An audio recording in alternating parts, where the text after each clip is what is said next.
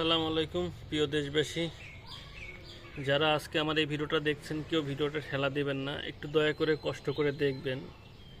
আসলে আমার পরিবারে সদস্য সংখ্যা সবাই আছে, থাকা সত্ত্বেও আমি আসলে আজকে অবহেলিত।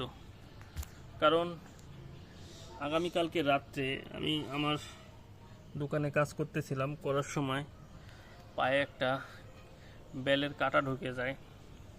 তো যখন কাঁটাটা ঢুকে স্যান্ডেলের ভিতর দিয়ে একবারে ঢুকে যায়, তো কাঁটাটা আমি বের করি, কিন্তু তারপরেও যখন কাঁটাটা ঢুকছিল বের করছিলাম তখন অতটা ব্যথা লাগেনি। তো সকালে ঘুম থেকে ওঠার পরে দেখি জায়গাটা খুব ব্যথা, মানে যে জায়গায় কাঁটা ঢুকেছে তার থেকে সমস্ত জায়গায় ব্যথাটা তামান ছড়িয়ে যাচ্ছে আস্তে আস্তে।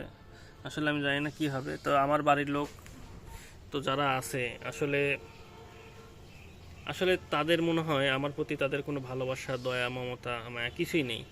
তারা শুধু বোঝে যে পুরুষ মানুষ টাকার মেশিন, টাকা ইনকাম করবে, এটাই শুধু চায়। কিন্তু আসলে প্রতিটা পুরুষেরই ভিতরে একটা কষ্ট আছে যা আসলে আমি বলতে পারে না। তো যাই হোক, আমার কষ্ট এরা বুঝলো না। তো আমার ইমিডিয়েটলি হয়তো ডাক্তারের কাছে যাওয়া উচিত, কিন্তু পরিবার থেকে কেউ আমাকে ডাক্তারের কাছে নিতেই চাচ্ছে না। তারা চাচ্ছে যে আমি কর্ম করি, ইনকাম করে এনে দিই, তারা এইগুলো চায়। আসলে আমি যদি নাই বাঁচি, আমি যদি মারা যাই বা আমার যদি কোনো কিছু হয়ে যায়, তখন আমাকে কে দেখবে?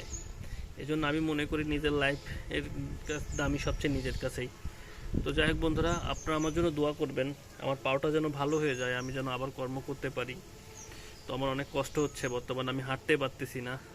আপনাদের মাঝে রেগুলার ভিডিও দিই, কিন্তু সেটা দিতে পারতেছি না, খুবই কষ্ট হয়ে যাচ্ছে, নতুন কোনো ভিডিও দিতে পারতেছি না। যাই হোক, আপনারা আমার জন্য দোয়া করবেন, আমার পাওয়াটা যেন ভালো হয়ে যায়। দেখি, নিজের জন্য হয়তো নিজেরই দৌড়াতে হবে, কেউ আমাকে ডাক্তারের কাছে নিবে না। আমার পায়ের অবস্থা খুবই খারাপ।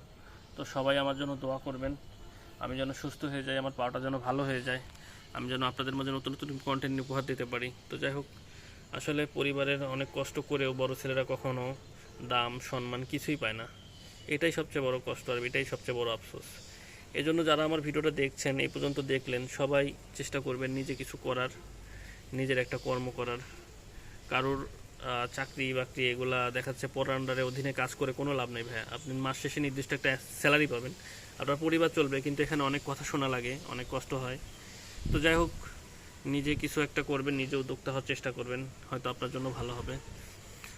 তো আমি জানি না আমার ভিডিও কে কোথা থেকে দেখেন, যদি ভিডিও ভালো লাগে অবশ্যই ভিডিও একটু শেয়ার দিবেন, আর পেজটা ফলো দিয়ে দিবেন, আর আমার জন্য বেশি বেশি করে দোয়া করবেন আপনারা, আমি যাতে খুব তাড়াতাড়ি সুস্থ হয়ে যাই।